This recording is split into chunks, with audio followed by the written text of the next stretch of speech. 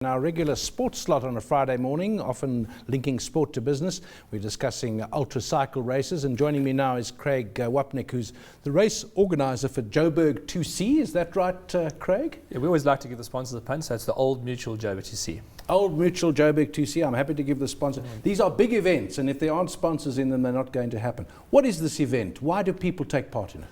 Well, firstly, Dave, the mountain biking world has exploded. I think it's one of the fastest growing sports in South Africa, and guys are getting fitter and stronger and seem to be more and more sort of almost obsessed with riding longer distances. So it started with the Absa Cape Epic in terms of the long event. Okay, there's been quite a few shorter stage races, 3-day stage races, but we are now one of the other longer events. Where does this race take place? It takes place just south of Johannesburg, and it's a 9-day stage race, and it finishes in Scottsboro on the coast. So in 2 weeks' time, 800 riders will toil away through South Africa. So you say mountain bikes, it's not on the road, not on the N3 highway this? Not at all. I think the sports have been a bit blurred, but it's almost like comparing canoeing to rowing. There's such a big difference between a mountain biking experience and a road riding experience. The strategies, everything's very different. The only similarities is that you call them bicycles, but in actual fact, that's where it stops. And our event is almost 99.5% off-road the whole way down to Scottsboro. And when you say off-road, off-track as well, I mean through virgin bush kind of thing? Well, not virgin bush, we prepare trails. It's all a lot of, in the holy grail of mountain biking is called single track basically. And we try and build more and more single track using communities every year, because that's what a lot of the riders really love that experience. But you can't have 900 Ks of single track, so you have to mix it with rural farm roads, jeep tracks, all that sort of thing. Sounds fascinating. Now, we're joined also by Vermaak, who's the founder of the Absa Cape Epic, joining us now from Cape Town. Morning to you, Kevin. A couple of friends of mine have done the Absa Cape Epic. One of them did the business class version, which sounded pretty good. It does seem to have taken the place of other long distance and heavy duty events. One thinks of the Ironman triathlon, one thinks of the Comrades. That was the macho thing to do if you really wanted to prove yourself with your colleagues at the office. Seems to me the Epic is now the race to go for, and maybe the Joburg one's going to come up to it, because it's just so tough and so long.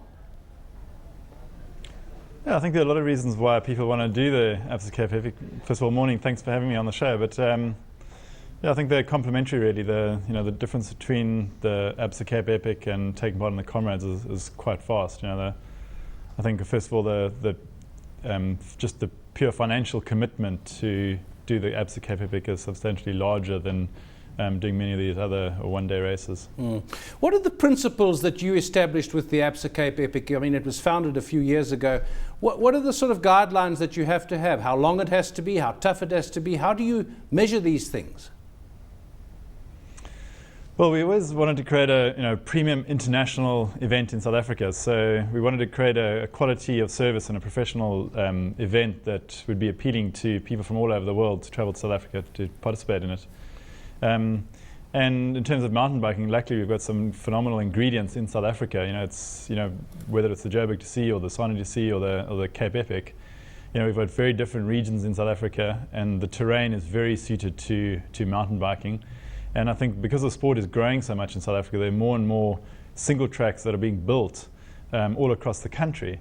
And so, for an international rider that is typically, restrained to riding on trails over the Alps, on, wagon trails, to come to South Africa and to ride on single track through the bush and through Big 5 game reserves, it's quite a special experience.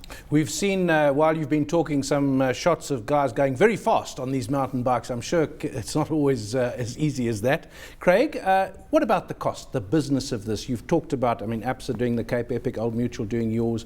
How much does it cost? Well, every race has got its own personality, and I think there's a lot of logistical challenges and different things that have to be considered.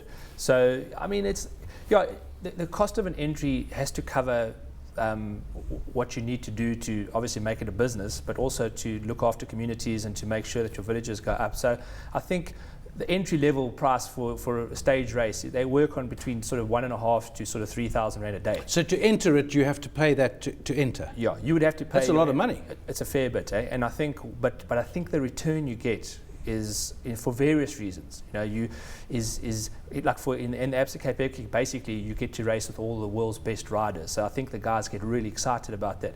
In our event, you get to ride trails across the country and mix with communities across the country. So there's a sort of certain privilege attached to it that we then would like to say that we're uplifting and boosting communities across the country and saying, well, that's where it's all going to as well. Yeah. It is a business, and Kevin will vouch for me, it's a business, but you've got to basically also make sure that you're engaging with the communities, and I think it's great. Kevin, in Cape Town, talking about the money, of course, if you want to get a return for your sponsor, you have to have television coverage. Now, television coverage from Johannesburg to Scottsboro or across half of the Cape Province, not easy to organise logistically. So how do you manage that? Indeed, it's a very expensive component of our budget, but for sure we've been investing in it heavily over the years. And today, this year, we're the only mountain bike stage race in the world that has live TV coverage. We have it on our first and final day. And this year we're shown in 8 different countries in Europe, the final day live. And our daily highlights show historically has been shown in over 175 countries. And our we get over 4,000 hours of global TV coverage. And as I said earlier, the images that come out of the Epic are truly sensational because you've got household names riding in South Africa, and the countryside's so beautiful. We do the prologue in front of Table Mountain, and the backdrop with Robben Island and the vineyards of the Western Cape. So these are sort of images that are very well received around the world, and so we do get a lot of uptake and get a good return on the investment that we make in actually producing the TV material for the Epic.